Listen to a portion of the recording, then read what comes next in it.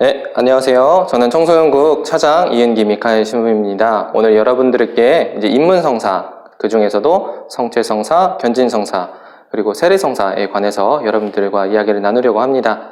그러면 먼저 세례성사부터 이야기 나눌 건데요. 하기 전에 시작기도로 시작하겠습니다. 시작기도 주님의 기도 바치도록 하겠습니다. 성부와 성자와 성령의 이름으로 아멘. 하늘에 계신 우리 아버지, 아버지의 이름이 거룩히 빛나시며 아버지의 나라가 오시며 아버지의 뜻이 하늘에서와 같이 땅에서도 이루어지소서. 오늘 저희에게 일용할 양식을 주시고 저희에게 잘못한 일을 저희가 용서하오니 저희 죄를 용서하시고 저희를 유혹에 빠지지 않게 하시고 악에서 구하소서. 아멘. 성부와 성자와 성령의 이름으로 아멘. 예, 오늘 여러분들과 나눌 첫 번째 성사는 세례성사입니다. 이 세례성사는 여러분들이 이미 잘 알고 있듯이 물로 씻는 예식입니다. 성경 안에서 이 물로 씻는다라는 예식들을 찾아볼 수 있는 게 우선 구약 성경에서 모습을 하나 찾아볼 수 있어요.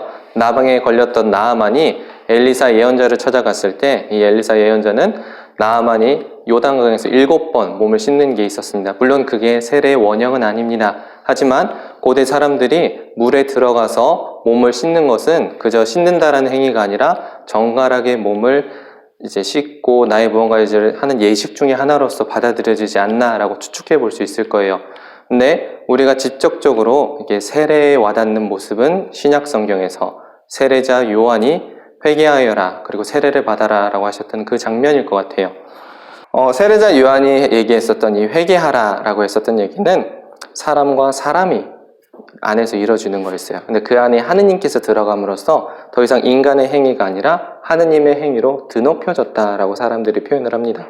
그래서 하느님의 은총을 베푸는 하나의 통로로서 이 세례라는 예식이 생긴 거죠. 그래서 예수님 이후에 제자들이 계속하면서 세례 성사를 통해 하느님의 은총이 우리에게 보이게 된 겁니다. 그래서 성사 본연의 의미인 선물을 우리에게 가장 잘 보여주는 것 중 하나가 세례 성사가 되겠지요. 초기 교회부터 지금 우리가 알고 있는 세례 예식까지 많은 변화가 있었어요. 근데 맨 처음에는 그냥 예수님을 믿는다라고 하면 바로 세례를 우리가 주었었지만 조금 시간이 지나고 나서부터는 바로 세례를 주진 않았었습니다. 예비자 기간이 있었어요. 그리고 세례를 받기까지 대략 2년 반에서 3년 정도의 시간이 필요했었다라고 합니다. 그리고 이 기간만 지금 우리와 차이 나는 것이 아니라 대부 데모에 대한 개념도 조금 달랐어요. 우리가 요즘 대부 데모 하면 사실 며칠 전에 이렇게 잡아오는 느낌이 좀 있잖아요.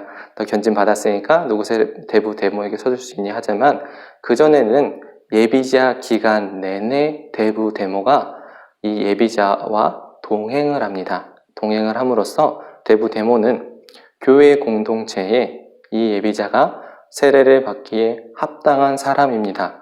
라는 보증을 해주는 사람이며 동시에 교회의 신앙을 예비자에게 잘 전해주는 한 명의 교류교사이기도 했었어요. 또 다른 점이 있으면 침례라고 하는 부분이에요.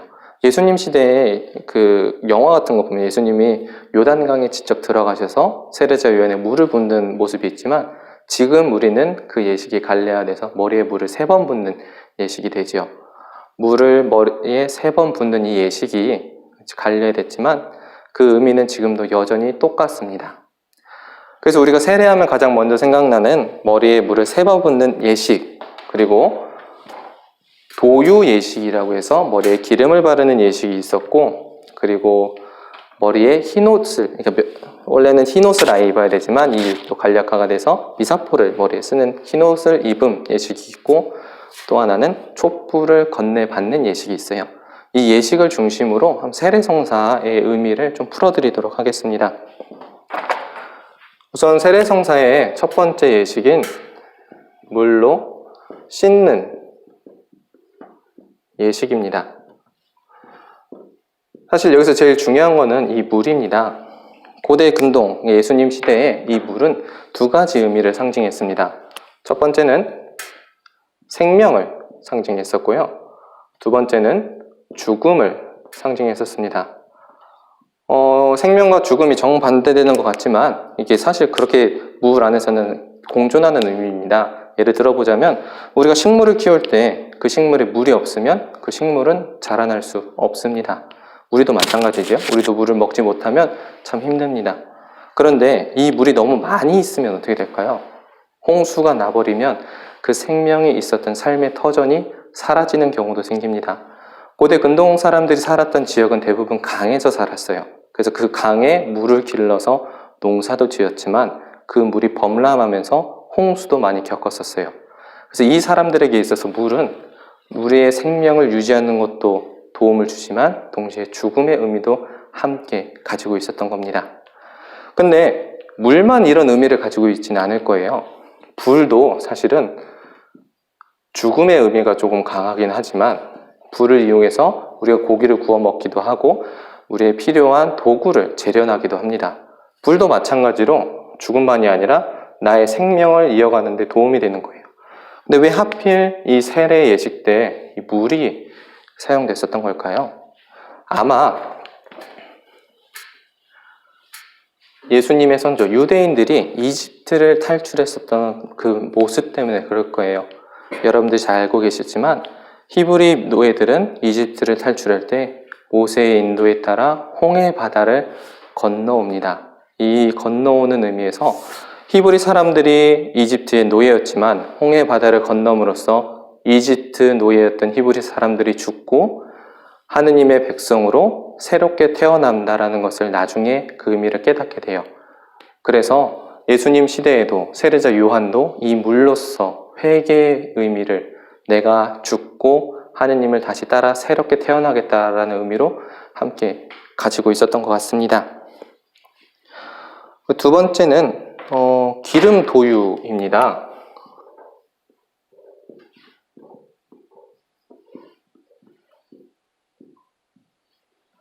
사실 근데 이 기름 도유 예식 자체는 제가 견진성사 쪽 이 뒤에 설명을 하면서 좀 더 자세히 설명을 해드릴게요. 그 세 번째는 흰옷 입음입니다. 흰옷을 왜 입을까라고 하면 사실 거룩하게 변모하는 그 장면을 한번 생각해 보셨으면 좋겠어요. 예수님께서 베드로와 요한과 야고보만 데리고 타볼산에 올라가셨어요. 그때 예수님의 모습이 새하얗게 변하고 모세와 엘리야를 만나는 그런 장면이 있었죠. 이렇게 빛나는 모습, 그 하얀 모습이 구약 성경부터 신약 성경까지 좀 신적인 표현, 그리고 하느님과 같은, 그리고 예수님을 통해서 신성이 드러나는 그런 모습이었어요. 그것을 우리가 입는다라는 건 우리가 세상 안에 그리스도로 살아가겠습니다 라는 것도 되는 겁니다. 여러분들이 세례를 받음으로써 내가 흰옷을 입으면 나도 한 명의 그리스도로 세상 안에 살아간다 라는 의미가 되는 거죠. 네 번째는 촛불을 받는 예식입니다. 근데 잘 생각해 보세요. 여러분 대부데모 쓰시면서 별로 이렇게 하는 예식이 없다가 마지막에 나와서 꼭 초를 들고 가서 대자, 대녀에게 주셨던 게 기억이 나실 거예요. 왜 신부님이 직접 새로 세례받는 사람에게 촛불을 건네지 않고 대부, 대모를 통해서 촛불을 건네줬을까요? 우선 이 촛불부터 상징을 하면 촛불도 빛이잖아요. 빛은 아까도 얘기했듯이 하느님 그리고 그리스도를 상징합니다. 그리고 이 그리스도는 나도 있지만 아까 얘기했듯이 나의 보증인이요 내 교리교사인 대부 대모를 통해서 건네옵니다. 교회 공동체에게 전수되어 오는 거예요. 내가 내 맘대로 하느님을 믿고 나만의 신앙이 아니라 교회로부터 전해받은 신앙을 나도 전해받는 겁니다. 내 맘대로 신앙이 아니라 교회의 신앙을 전해받는 거죠.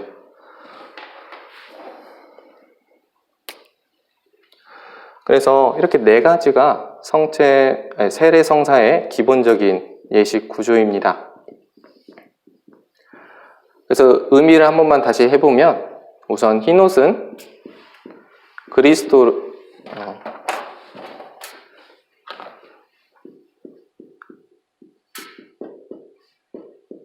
세상 안에 그리스도인으로 살아간다라는 의미가 담겨져 있고, 촛불을 건네받는 것은 교회의 신앙을 전해받는 겁니다. 그리고 물로 씻는 예식은 새로 태어난다라는 의미가 가지고 있어요.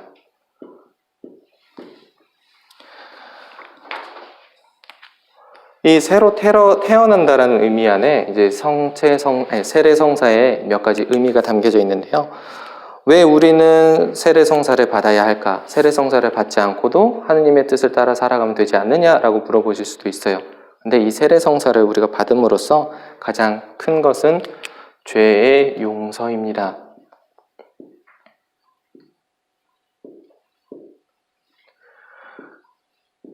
아담과 하와, 여러분들 이야기 잘 아실 거예요. 그 아담과 하와 하면 당연히 따라받는 것이 원죄에 대한 이야기지요. 그리고 우리가 살아가면서 짓는 죄를 본죄라고 합니다. 좀 어려운 말이긴 한데, 그냥 얘는 나한테 따라붙는, 항상 꼬리표처럼 따라붙어 세례받기 전에 따라붙는 죄라면 본죄는 내가 지은 죄라고 생각하시면 돼요. 세례성사는 새로 태어난다는 이 은총을 통해서 죄를 모두 용서받게 됩니다. 원죄에 대한 설명은 아마 고해성사 때 더 자세히 아마 설명해 주실 겁니다. 그런데 그냥 공짜로 내가 이 죄를 용서받는 건 아니에요. 내가 표현이 공짜긴 한데 내 태도가 좀 필요해요. 뭐냐면 내가 죄에 대한 회개도 없이 그냥 뭐 용서해 준대 라고 하면서 그냥 세례를 받으면 사실 그 세례에 큰 의미는 없을 거예요. 내가 새로 태어나게 되는 결단이 필요하다는 거죠. 세례는 그냥 받으면 끝나는 게 아니라 세례부터 여러분들이 시작이 될 거예요. 입문성사잖아요. 근데 아무런 결단 없이 내 자유의지가 아니라 그냥 받으라니까 받고 그냥 하라니까 하고 그렇게 된다라면 그 신앙은 오래 갈 수가 없어요. 내가 결단을 내리고 내가 그동안 살아왔던 모습에서 새로 태어나겠다라는 그런 다짐들이 겹쳐져야 되는 거죠. 그래서 그 첫 번째가 이 죄를 용서받는 회개가 여기에 덧붙여지는 거예요. 내가 다짐이라고 하는 게 더 낫겠네요. 다짐이 여기 붙는 거죠.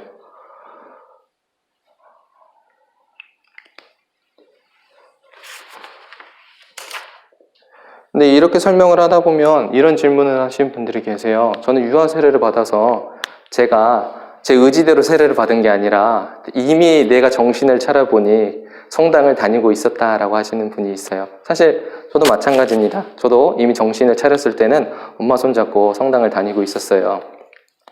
그러면 내 자유의지로 세례를 받지 않았는데도 우리는 세례를 받을 수 있냐? 내가 결단을 내리지 않았는데도 이렇게 세례가 유효하냐? 이렇게 물어볼 수 있는데 교회는 이 유아 세례에 대해서 이렇게 얘기를 해요. 유아 세례를 할 때 그 아이 혼자 오진 않을 거예요. 그 아이와 함께 오는 부모님이 계십니다. 제가 예전에 성당에서 유아 세례를 설명할 때 한 6살, 5살짜리 아이가 왔을 때 어머니가 물어봤어요. 이 아이는 유아 세례를 받는 거예요? 아니면 나중에 천연성체를 해받을 때 세례를 같이 받냐고요? 뭐라고 했냐면 아이가 엄마 손 끌려와도 아무런 저항 없이 세례를 받으면 그 정도면 유아 세례라고 저는 생각을 하고 내가 저항을 하고 그렇게 되면 그때부터는 천연성체 하면서 세례를 받는 게 더 낫지 않나라고 생각은 해요.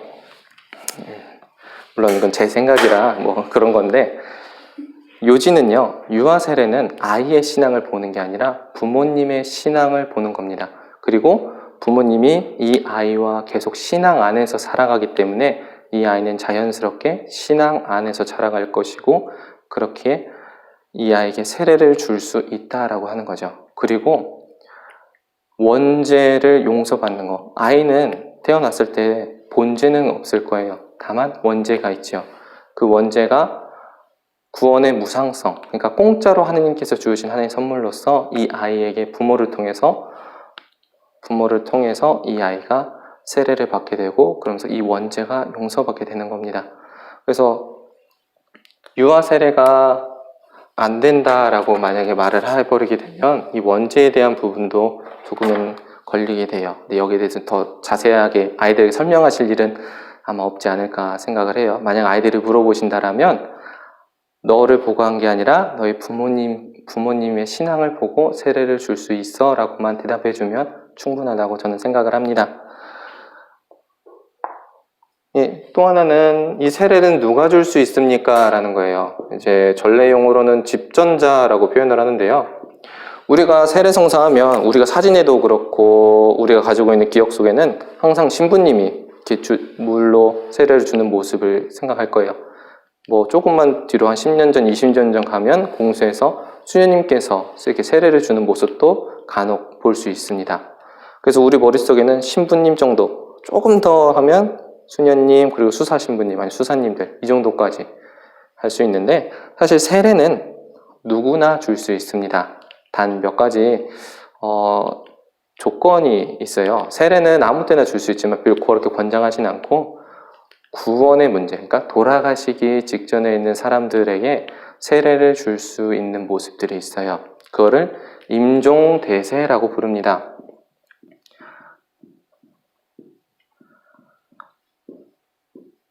아마 선생님들이 아이들에게 이런 임종대세에 대해서 설명할 일은 없을 거예요. 근데 선생님들이 그냥 알고만 계시면 좋을 것 같아요. 선생님들도 나도 세례를 누군가에게 줄 수 있어요. 근데 그 상황은 그분의 삶이 얼마 남지 않는 순간, 그리고 그분이 생전에 세례를 받고 싶다, 성당을 가고 싶다, 신앙을 갖고 싶다라는 의사를 표현했던 적이 있었나 했을 때 그분에게 그런 의사를 받고, 근데 돌아가시기 직전에 교리를 가르칠 수는 없잖아요.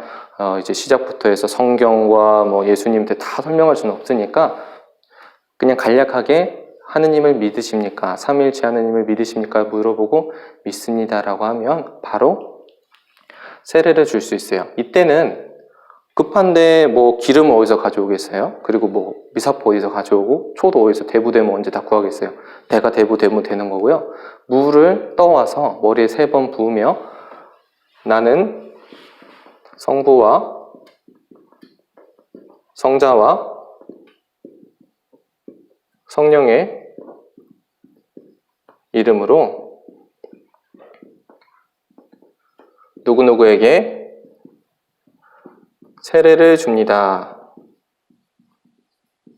아마 여기 좀 잘릴 것 같은데 나는 성부와 성자와 성령의 이름으로 누구누구에게 세례를 줍니다. 여러분 익숙한 단어이죠? 여러분들이 직접 대세를 그분께 줄 수 있는 거예요.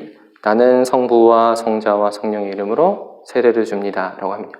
근데 이거를 틀리시면 안 돼요. 세례를 주실 때 이 정식만큼은 마음대로 바꾸어서는 안 된다라고 해요.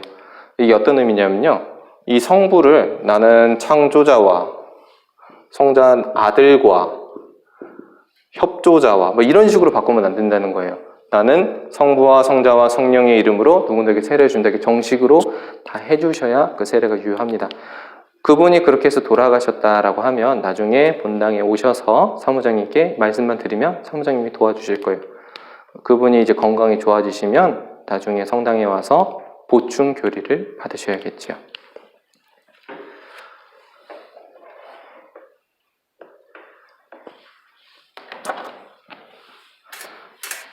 네, 그러면 이제 견진성사에 대해서 설명을 좀 드릴게요. 사실 요즘은 견진성사 우리들이 하면 어른이 된다라고 생각을 하실 거예요. 근데 예전에는 견진성사를 세례성사와 함께 받아서 어른이 된다라는 의미는 조금 적었었어요. 왜냐하면 견진성사의 집전자는 주교님이십니다. 세례는 아무나 줄 수 있었지만 견진 아무나 줄 수 없었어요. 주교님만이 주실 수 있었죠. 그래서 초기 교회 때는 주교님이 그렇게 많은 본당이 있지 않았기 때문에 세례와 견진을 같이 줄 수 있었어요. 근데 시간이 지나면서 본당이 점점 많아지고 주교님도 한 번에 줄 수 있는 시간들이 적어지는 거예요. 그래서 견진을 받기가 어려워진 거죠. 그래서 우선적으로 세례만 먼저 받고 지금처럼 나중에 주교님이 오셔서 견진을 하게 되는 상황들이 생깁니다. 근데 이 견진 때 하는 예식은요, 기름 부음입니다. 기름을 바르는 거죠. 기름을 바르는 예식. 묻는 예식이라고 하는데, 견진성사 때 이 기름 붓는 그 기름과 세례성사 때 바르는 그 기름의 의미는 같은 기름을 사용을 해요. 이 기름을 붓는다라는 의미는 사실은 선택받은 선별된 사람이라는 사람, 거룩한 사람이라는 뜻이에요. 구약 성경에 보면요, 기름을 직접 예언자에게 부음받는 사람이 나오는데요, 그중 한 명은 사울이고 두 번째는 다윗입니다. 근데 이 둘 다 공통점이 뭐냐면요, 이스라엘의 왕이었어요. 이 왕을 선택하는 것은 하느님의 뜻을 따르는 예언자 사무엘이었어요. 사무엘이 사울을 찾아갔을 때 이 사람이 하느님께 선택받았다라는 그 증거로 사람들 앞에서 그에게 기름을 붓습니다. 그리고 마찬가지로 이제 사울을 하느님께서 더 이상 이스라엘 왕으로 여기지 않겠다라고 했을 때 다윗에게 가서 사무엘이 기름을 부어주지요. 그래서 이 기름을 붓는다라는 의미는요, 하느님께서 선택한 사람이라는 의미예요. 그래서 세례 때 나는 너를 선택했다라고 해서 기름을 바를 때 인호가 새겨진다라고 합니다. 그리고 이미 인호를 받음으로써 세례성사는 완성이 되었어요. 그리고 나중에 이 견진을 받음으로써 똑같이 기름을 한 번 더 바르게 됩니다. 다만 여기서 세례를 받을 때와 견진을 받을 때 차이가 저는 뭐냐면, 여러분들의 삶이 이 견진 안에는 담기게 돼요. 예전에야 한 번에 받았으니까 좀 다를 수 있지만, 지금은 세례를 받고 견진을 받을 때 동안 차이가 좀 생깁니다. 2년, 3년 텀인 아이들도 있지만 길게는 10년, 15년이라는 텀이 있을 수도 있어요. 근데 이 견진을 받을 때쯤이면 이미 그리스도인으로 살아오신 지 그 시간이 이 신앙 안에 담기게 됩니다. 그래서 여러분들이 견진을 받을 때, 그리고 견진을 받으면서 생각하고 하는 그 깊이는 세례 때와는 좀 다를 거예요. 견진 때 회개하는 그 방향성도 다를 거고요. 그래서 여러분들이 견진성사 이렇게 하면 그냥 어른이 된다라는 정도가 아니라, 이 어른이 된다라는 것은 내 신앙이 삶을 거치고 하느님 안에서 살아가는 것을 배운 거라는 것을 좀 기억해 주셨으면 좋겠습니다.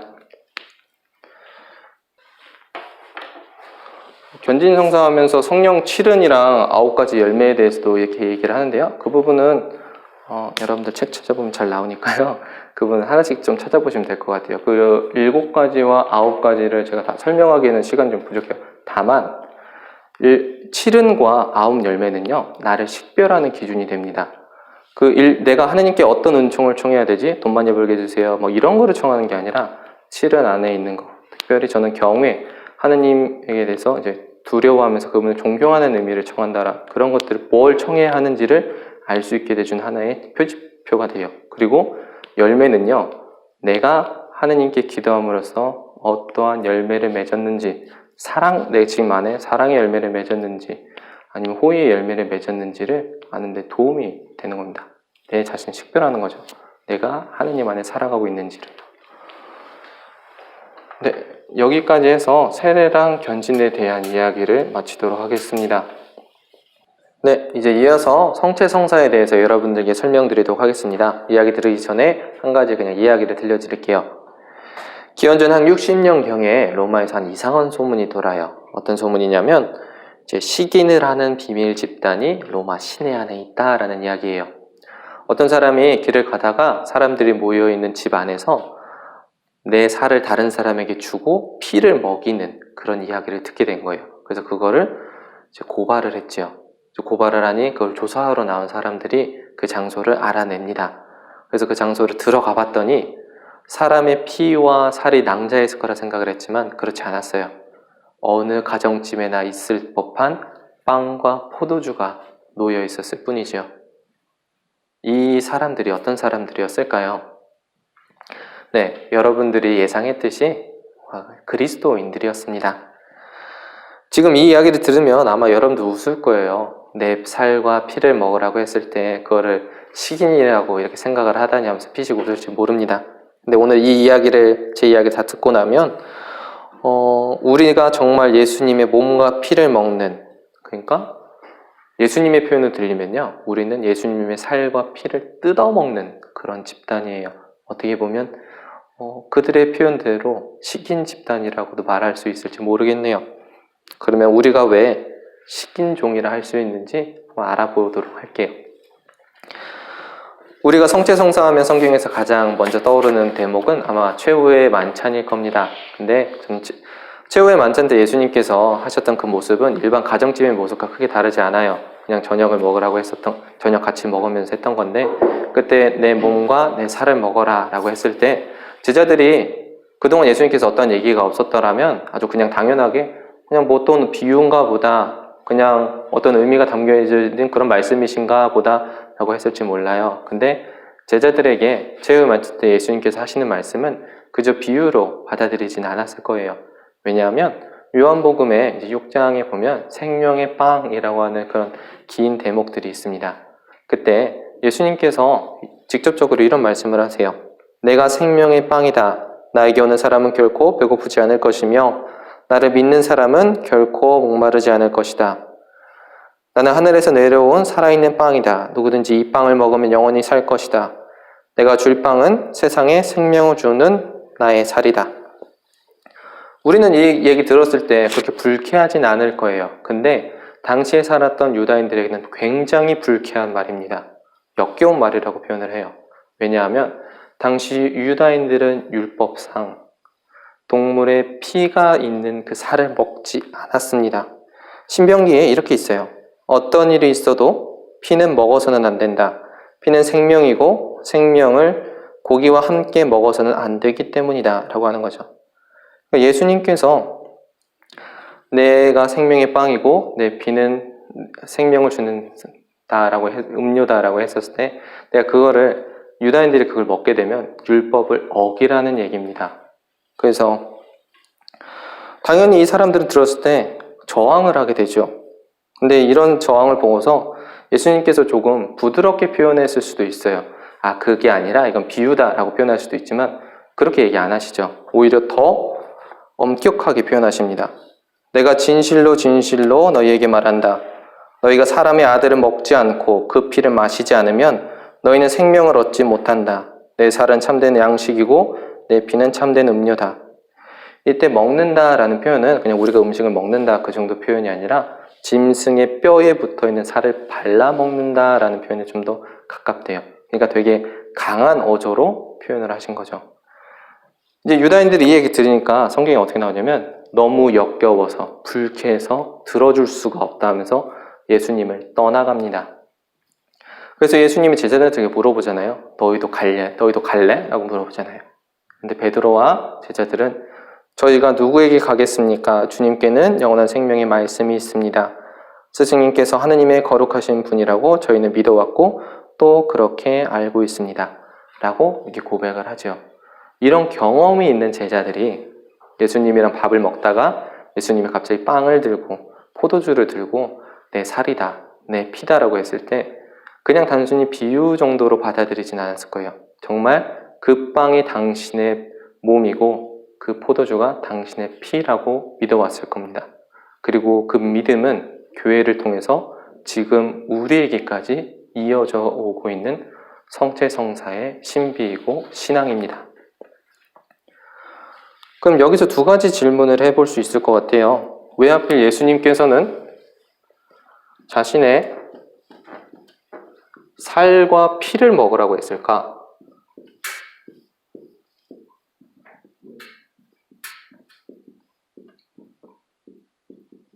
그리고 두 번째는 어떻게 빵과 포도주가 예수님의 살과 피가 될 수 있을까?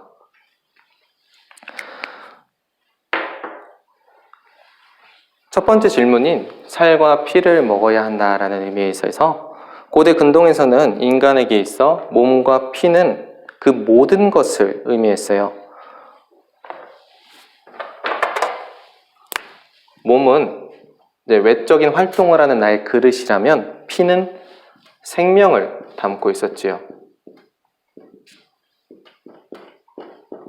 생명을 담고 있는 그릇, 그러니까 내 모든 거예요. 이 몸과 피는. 그래서 내 몸과 피를 먹어라, 마셔라 라는 것은 나의 모든 것을 너에게 준다라는 의미를 담고 있습니다. 그래서 성체성사 때 예수님께서 우리에게 몸과 피를 주시는 것은 내 모든 것을 너희에게 줄게예요. 그러면 그 모든 것이 무엇이었을까요? 설명하면 길지만 십자가부터 다 얘기하자면 결국은 사랑이십니다. 이 사랑은 말뿐만이 아니라 내가 항상 너와 함께 있겠다라는 메시지지요.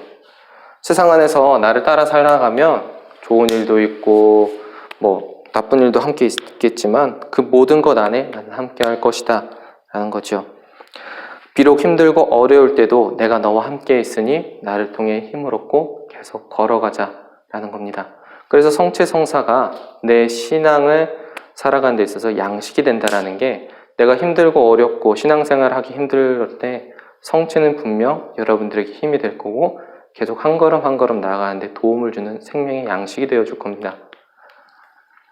두 번째는 어떻게 빵과 포도주가 예수님의 살과 피가 되겠습니까? 라는 거예요. 이거에 대한 역사를 설명하면 엄청나게 길고요. 여기서 다 설명하기 저도 어려운 부분인데 아주 다행히 교회의 유명한 학자이시고 신학자이신 토마스 아퀴나스 성인께서 여기에 대해서 우리에게 아주 귀중한 유산을 남겨주셨어요. 요즘은 아퀴노 대 토마스라고도 부르기는 하는데 토마스 성인께서 우리에게 남겨주신 이 표현은 실체 변화라고 합니다. 실체가 뭔가요? 라고 하면요. 실체는 이것이 무엇입니까? 라는 거예요. 그래서 이게 뭔 소리야? 라고 하실 수 있을 것 같아서 좀 설명을 해드릴게요. 토마스 아퀴나스는 사람을 설명하거나 어떤 물체를 설명할 때 두 가지로 설명을 했어요. 첫 번째는 우유, 그리고 실체입니다. 이게 먹는 우유는 아니고요. 그렇게 보이는 것이에요. 그것이 무엇으로 보이는가? 실체는 그것이 무엇인가? 라는 거예요.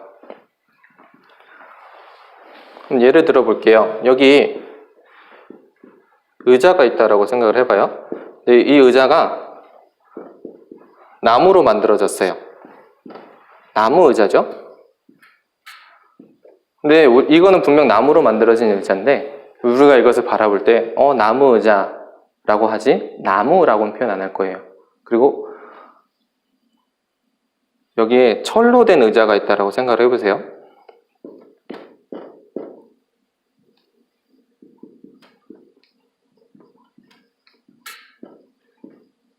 철로 된 의자를 그냥 철이라고 표현을 하지는 않죠. 철로 된 의자요. 그럼 여기서 한번 잘라볼게요. 얘도 의자고 얘도 의자예요. 그리고 보이는 건 얘는 나무고 얘는 철이죠. 이 앞에 이 나무는 우유입니다. 무엇으로 보이는가? 그리고 이것이 무엇인가라는 것은 뒤에 있는 실체죠. 마찬가지로 이 철의자의 우유는 철이고 의자는 실체인 거예요. 그래서 철의자와 나무의자는 우유는 각각 철이고 나무이지만 실체는 의자로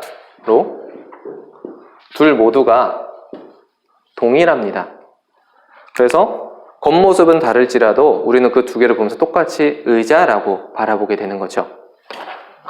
근데 반대의 경우도 있어요. 철과 나무는 우유가 다르지만 그 실체가 변하지 않는 건데 예를 하나 더 들어드릴게요. 여러분들이 이제 각각의 나이? 젊은 분도 있고 이게 좀 차이가 있겠지만 5살 때 저와 제 이름을 쓸게요. 이은기와 15살인 이은기와 지금 30살이 넘은 저는 겉모습도 달라졌고, 손 크기도 달라졌고, 키도 달라졌고, 몸무게도 다 달라졌어요. 하지만 모두 이은기죠. 겉모습은 달라졌을지라도 그 실체인 나는 변하지 않았어요. 그래서 사람들은 우유는 변할 수 있어도 실체는 변하지 않는다라고 이렇게 생각을 해왔습니다. 토마스 아퀴나스 성인께서 이 개념을 빌어서 성체에 대해 이렇게 설명을 하십니다. 빵과 포도주 라고 했을 때 이 둘 모두 뭐 보리로 만들어졌고 어떻게 구워졌고 해서 그거는 모두 빵이라고 인식을 하죠. 모양이 어떻든 이것은 빵이다. 포도주도 품종이 어떻든 그걸 보고서 우리가 포도주라고 이야기를 하는데, 성체 성사의 신비 안에서 겉모습은 보리로 만들고 구웠을지라도 그것은 더 이상 빵으로 보이는 것이 아니라 예수 그리스도의 몸으로 보인다. 실체, 그러니까 우유라고 했었던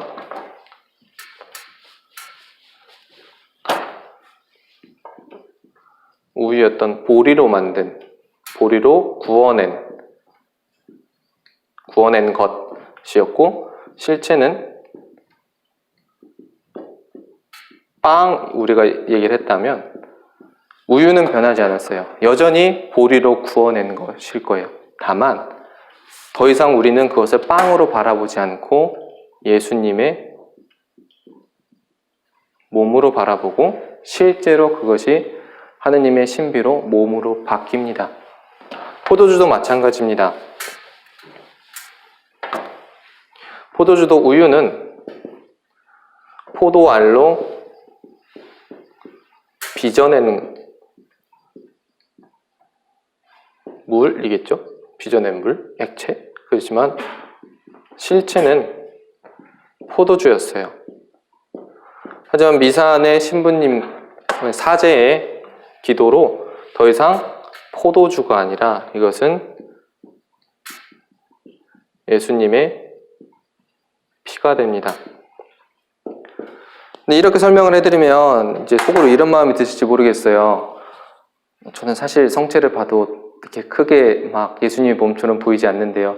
나는 그냥 성혈을 이렇게 모셔도 예수님의 피처럼 느껴지지 않는 경우가 많은데요. 라고 하셨어요. 그러면 반대로 한번 설명을 해볼게요. 이제 여러분들한테 미사 때 성체를 내보일 때 이것은 성체가 아닙니다. 아무리 우리가 얘기를 해도 여러분들은 뭔가 깨림칙하실 수 있어요.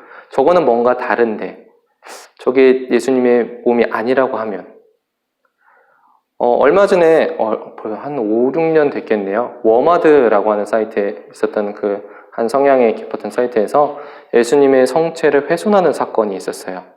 그때 다른 사람들은 별 의미 없이 그걸 바라봤을지 모르겠어요. 다른 종교인 사람들은. 하지만 신앙을 가지고 가톨릭 교회에서 세례를 받고 성체를 모셔온 사람은 그 장면을 결코 가볍게 여기지 않았을 것이고 불쾌하게 되게 마음 아파하셨을 것 같아요. 그것은 우리가 뭐 확고한 믿음이 있어서 그렇다기보다 우리는 지금까지 그것을 예수님의 몸으로 바라왔기 때문일 거예요. 그래서 제가 설명해 드렸던 뭐 실체 변화, 이런 우유를 아이들에게 다 설명하기는 쉽지 않으실 거예요. 그럴 때 선생님들께서 아이들에게 전해줄 때는 미사 때 신부님께서 축성하시는 그 빵과 포도주가 다르다라는 것을 아이들이 인식할 수 있게 해주시면 돼요. 그냥 우리가 일반적으로 사 먹을 수 있는 그런 빵이 아니고 그냥 따라 먹을 수 있는 그런 포도주가 아니라 거룩한 것, 귀한 것, 우리가 그것을 소중히 해야 된다라는 것부터 시작하신다라면 아이들이 자연스럽게 신앙 안에서 그 성체를 예수님의 몸으로 바라볼 수 있고 성혈을 예수님의 피로 바라볼 수 있을 겁니다. 또 하나는 아무 때나 이 성체 교환의 신비가 이루어지지 않아요. 이 신비가.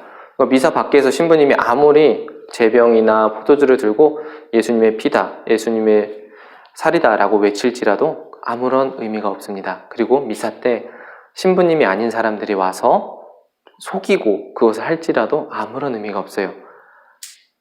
이 성체 성사의 신비는 미사 안에서 교회에 의해서 서품받고 안수받는 사제가 그 미사 양식에 따라서 순서에 따라서 다 전례문을 읽어야 그 성체의 신비가 이루어지게 되는 겁니다. 아무나 할 수 있는 것도 아니고 아무 때나 할 수 있는 것도 아닙니다. 이제 우리가 미사 때 모시는 예수님의 성체가 겉모습은 제병의 모습일지라도 그 실체는 우리에게 모든 것을 내어주시는 예수님의 사랑의 징표인 그분의 살을 알고 있다라면 아까 처음에 제가 말씀드렸던 식인종이라는 단어를 떠올릴 수 있을 거예요. 우리는 매 미사 때마다 살을 먹는, 예수님의 살을 먹는 거룩한 식인종이라고 말할 수 있을 겁니다. 근데 아이들이 이런 질문 할 수 있을 것 같아요. 왜 신부님만 성체 모시고, 성체 성혈 다 모시는데 우리는 왜 성체밖에 못 모셔요? 라고 할 거예요. 그럼 선생님들도 이렇게 하실 것 같아요. 왜냐면 선생님들도 성혈을 모시기란 쉽지 않았었으니까요. 그런데 이게 좀 역사가 있더라고요. 제가 알아보니까. 예전에는 아주 자연스럽게 사제가 신자들에게 성체와 성혈을 모두 모실 수 있도록 했었어요. 시간이 지나면서 흑사병이 일어난 시간이 있었습니다. 지금 우리가 코로나 시대와 비슷하게 중세 한시기 흑사병이 돌았었는데 그때 사람들이 교회에 모여서 함께 미사를 드리는 경우가 많았어요. 이 어려움을 이겨낼 수 있도록. 당연히 그때 성체와 성혈을 함께 영했었죠. 그런데 이게 역으로 사람들이 흑사병이 퍼지게 되는 계기가 됩니다. 왜냐하면 성체를 성혈을 찍어서 모시는데 계속 이어지면서 사람들이 이제 서로 감염되는 경우가 생긴 거예요. 그래서 교회에서는 성혈을 나눠 모시지 못하게 그저 성체만 모실 수 있도록 권고가 내려옵니다. 그리고 거기에 이루어서 성체는 모시고 성혈은 모시지 못하면 우리는 예수님을 온전히 받아들이지 못한 거 아니냐라는 의견이 있었어요. 거기에 있어서 교회는 성체만으로도 우리는 예수님의 모든 것을 모실 수 있다라고 가르쳐 주었습니다. 그래서 지금도 성체만으로 우리는 예수님의 모든 것을 모실 수 있다라고 이야기를 하는 거죠. 그런데 이제 시간이 지나면서 이제 교회에서도 이런 얘기를 해요. 우린 자연스럽게 성체만 모시잖아요. 근데 기회가 된다면 사제는 신자들을 위해, 신자들의 영적 유익을 위해 예수님의 몸과 피를 모두 모실 수 있도록 배려하면 좋겠다라고 이야기를 해요. 그러니까 아이들이 그리고 선생님들이 성혈을 못 마시는 것이 아니라 그 기회가 적다라는 거예요. 그래서 신부님들이 그래도 성체 성혈 대축일 때, 그리고 첫 영성체 때, 그리고 혼인성사 때 이렇게 특별한 날, 그리고 소그룹으로 미사를 할 때는 신부님 신경을 쓰셔서 성체 성혈을 모두 모실 수 있도록 도와주실 거예요. 근데 평소에도 다 그렇게 하기에는 어려움들이 있어서 지금은 성체만 모시게 되는 겁니다. 아이들한테 가르쳐 줄 때 너는 신자니까 성혈 못 모시고 신부님은 신부님이니까 두 개 다 모실 수 있어. 이렇게 가르쳐 주시는 게 아니라 시간이 지나면서 이게 전염병 확산 그런 게 있었고 그래서 성체만 모셔도 모든 걸 할 수 있다. 특별한 기회가 되면 신부님들은 성체 성혈을 모두 모실 수 있도록 배려해 주신다라고 알려주면 될 것 같아요. 근데 이런 기회가 됐을 때 아이들에게 꼭 알려줘야 되는 것은 성체를 모시기 전에 준비를 하는 것을 잘 가르쳐 주세요. 공복제와 그리고 고해성사 부분입니다. 예수님의 거룩한 몸을 우리에게 모신다라는 거 이제 그것만으로 되게 귀한데 우리가 집에 누구 손님이 오실 때 너질러진 상태에서 그냥 손님을 맞이하진 않을 거예요. 그래도 청소기 돌리고 정리는 다 해놓잖아요. 마찬가지로 우리 몸에 우리의 구원자이신 예수 그리스도께서 오시는데 아무 준비도 하지 않고 그 예수님을 맞이한다라면 그것은 교회에서 옳지 않다라고 얘기해요. 최소한 내가 대죄 상태, 나중에 고해성사 때 더 깊이 배우시겠지만 내가 대죄를 지었거나 예수님을 모시기 합당치 않은 상태라면 그 미사 때는 성체를 모시지 않고 되도록이면 미사 전에 고해성사를 보시고 성체를 모시기를 권해드립니다. 간혹 가다가 이제 신부님들이 먼저 성체 모시시고 미사 후에 고해성사 보셔요 라고 하는 경우들이 있어요. 네, 그거는 당연히 그렇게 할 수 있는 게 아니라 신부님께서 배려를 하는 부분이에요. 그래서 그냥 자연스럽게 신부님한테 성체 먼저 모시고 신부님한테 가서 미사 끝나고 고해성사 주세요 라고 이렇게 하시는 게 아니라, 만약에 고해성사 때 신부님 먼저 미사하러 나오시면 여쭤보세요. 혹시 이게 미사 끝나고 고해성사를 볼 수 있냐라고요. 그럼 신부님께 자연스럽게 이제 그러면 성체 모시시고 미사 끝나고 고해성사 보시기 바랍니다 라고 이렇게 안내해 주실 겁니다. 제일 좋은 거는 일찍 와서 고해성사를 보는 거겠죠. 마지막으로 아이들한테 공복제 부분은 좀만 더 얘기해 주세요. 공복제라는 것은 미사, 정확하게는 성체 모시기 1시간 전에 아무것도 우리가 먹지 않는다라는 거예요. 다만 약이나 물은 허용이 됩니다. 하지만 그 외에 음식을 먹는 것을 허락하지 않습니다. 그리고 또 다른 얘기는 미사 30분 전이라고 표현을 해요. 미사 30분 전은 미사가 시작하고 독서 읽고 복음 읽고 강론쯤 하고 성체를 우리가 모실 때쯤 30분쯤 지나니까 그렇게 표현을 해왔는데, 정확한 표현은 성체 모시기 1시간 전입니다. 그렇게 애들한테 가르쳐 주시면 될 것 같아요. 왜 그렇게 하냐라고 하면, 아까 제가 말씀드렸던 집을 청소하는 의미, 그리고 내가 마음을 준비하는 시간이에요. 단순히 안 먹는 게 중요한 게 아니라, 내가 뭔가를 지금 뭐 먹어도 되나 하다가 공복제네 라고 하면 그 순간 나는 예수님을 모시기 위한 준비를 하게 되는 거예요. 아이들한테도 그 부분이 좀 더 강조됐으면 좋겠어요. 안 먹는 게 중요한 게 아니라 나는 곧 예수님의 몸을 모셔야 된다. 그래서 내가 그것을 준비해야 되는 시간이라고 아이들에게 가르쳐 주시면 좋을 것 같아요. 네, 이것으로 인문성사, 세례, 견진, 성체성사 다 말씀드렸습니다. 제가 말씀드린 것 중에 아이들에게 설명하기 어려운 부분도 분명히 있을 거예요. 그거는 선생님들이 잘 간직해 주시고 아이들에게 가르쳐 줄 수 있는 내용들 잘 추려보시면 좋을 것 같습니다. 마친 기도로 영광성 바치고 마치도록 하겠습니다. 성부와 성자와 성령의 이름으로 아멘. 영광이 성부와 성자와 성령께 처음과 같이 이제와 항상 영원히 아멘. 성부와 성자와 성령의 이름으로 아멘. 수고하셨습니다.